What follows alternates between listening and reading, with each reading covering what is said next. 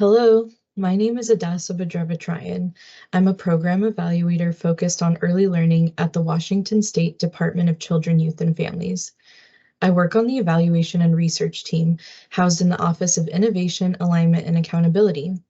Today is March 29th, 2024. Today I will be summarizing the Fair Start for Kids Act, or also known as FSKA, evaluation report that was published in September of 2023. The full report can be found on the DCYF website, dcyf.wa.gov. Today's presentation will have three main parts. First, I will give an overview of the FSKA legislation and share language that was relevant for the evaluation. Second, I will provide a high-level summary of findings from the evaluation on 4 different outcome areas. And finally, I will conclude with some future directions and next steps. The Fair Start for Kids Act, also known as Senate Bill 5237, is historic legislation signed by Governor Inslee on May 7, 2021. Washington State invested $1.1 billion to expand access to affordable, high-quality early learning and childcare for Washington State families and to stabilize the early care and education workforce, primarily by allocating resources to providers. The legislation was enacted while the state was still experiencing the peak of the COVID-19 public health emergency, which adversely affected Washington state families, their work and childcare arrangements, and the early care and education system as a whole. The FSK investments were intended to stabilize a system already in crisis. The 4 main policy objectives of FSKA are to advance racial equity and to respond to the growing diversity of Washington State's population. 2, to expand access to affordable, high-quality early learning experiences. 3, to promote kindergarten readiness by enhancing child development. And 4, to stabilize and support the early care and education workforce. These 4 FSK policy objectives are the primary evaluation outcomes in this report.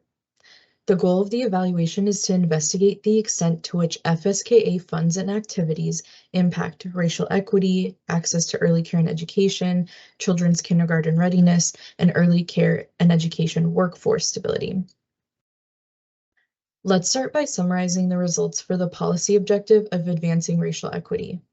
To address the needs for racial equity in supporting families, providers, workers, and communities as they work to recover following the pandemic, the legislature made designated FSK investments to support racial equity and address disparities in children's outcomes. In operationalizing this policy, DCYF prioritized funding to zip codes with characteristics reflective of the priorities identified in the policy. And it is through analyzing the impacts of the funding on these prioritized zip code areas that we can see the impact of the funding on the policy priority. The FSK priority zip code areas are areas of the state where there are extreme childcare access deserts, racial disparities in kindergarten readiness, high concentration of children of color, high concentration of child poverty, high COVID-19 impact, and finally, high rate of child maltreatment. Keep these 6 areas in mind because they will be used to disaggregate analyses shown later in this presentation. Engaging in the practice of expulsion is an equity issue, and it is one of the primary outcomes we evaluated for this policy objective. Overall, we know that preschool children are more likely to be expelled relative to children in the K-12 system. On top of that, children of color are disproportionately expelled relative to white children. There is some emerging evidence that expulsions in middle childhood are related to later arrests and incarceration.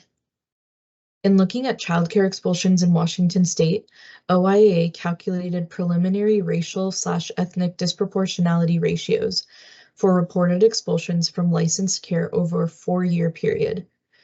We do find initial data that may suggest decreased disproportionalities in childcare expulsions for BIPOC children following the start of the pandemic, although we are unable to attribute causation of this finding to the FSK investments.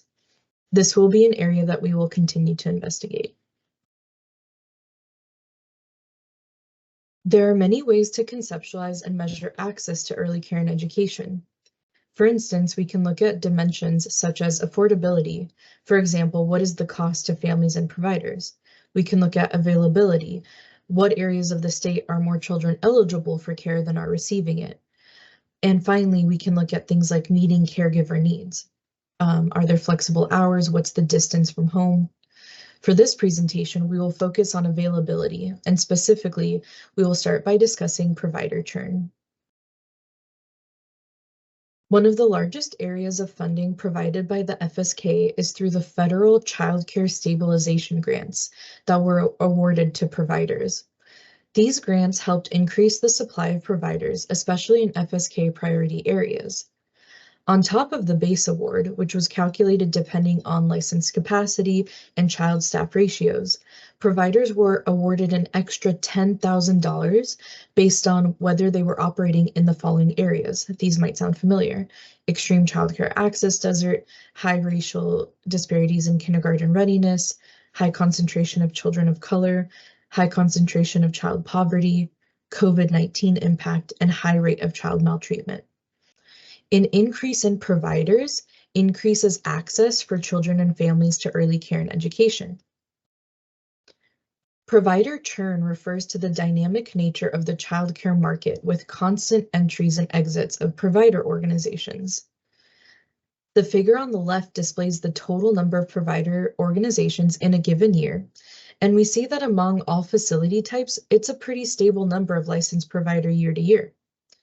For the figures on the right, we are looking at entry and exit rates for family homes and childcare centers. Exit rates are calculated by taking the number of providers exiting or ending their license in a given year, divided by the total number of providers at the start of the year. Entry rates take the number of providers with a new license in a given year, divided by the total number of providers at the start of the year. The desirable trend of expanding provider supply would be to see the provider entry rate exceed the exit rate over time. And we do see that upward trend for family homes, especially in 2022. We also see that the entry rate for family homes was higher than childcare centers, although theirs is upward as well. According to the graphs earlier, we saw a positive trend of more entering providers than exiting providers, especially in 2022. We also know that a key FSK policy strategy was targeted investments in those FSK priority zip code areas. Therefore, we wanted to answer the question, are more childcare providers entering these FSK priority areas than in non-FSK priority areas? Using the knowledge of the gap between provider entry and exit rates, calculated as entry rate minus exit rate, and each of these categories allows us to compare them and to determine the impact of the FSK investments in each priority group. The figure on the screen details the entry-exit gap trends between 2019 and 2022 for the 6 priority zip code groups against their non-priority comparison zip code groups. The difference in difference analytic method, using zip codes in each group that were not identified as high priority as comparisons, allows us to calculate the size of the impact of the FSK investments. The impact of the investment is the difference between the dotted trend line between 2021 and 2022 that we would have expected in the absence of the FSK investments. This is labeled counterfactual exit entry gap, and the 2021 to 2022 solid trend line that was actually observed.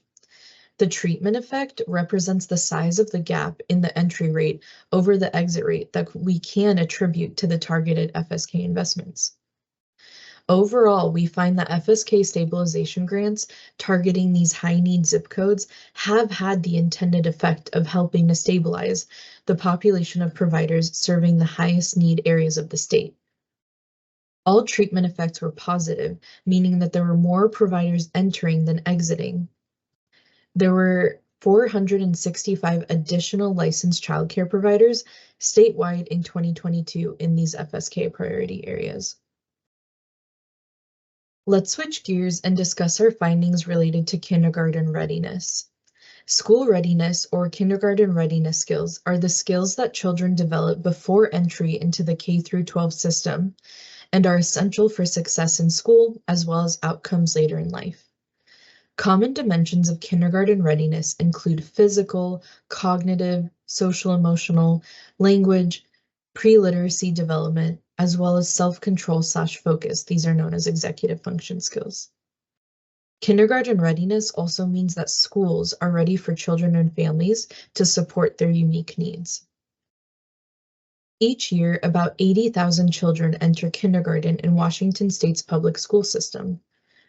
Across all groups in 2022, 54% of children in Washington State are assessed as meeting criteria for kindergarten readiness on all 6 domains.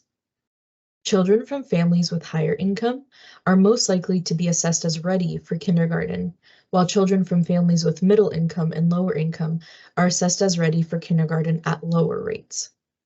The Washington Office of Superintendent and Public Instruction, OSPI, reports that 34% of children from households with low income, those participating in the free and reduced lunch program, were assessed as ready in fall 2022, compared with 56% of children not from households with low income.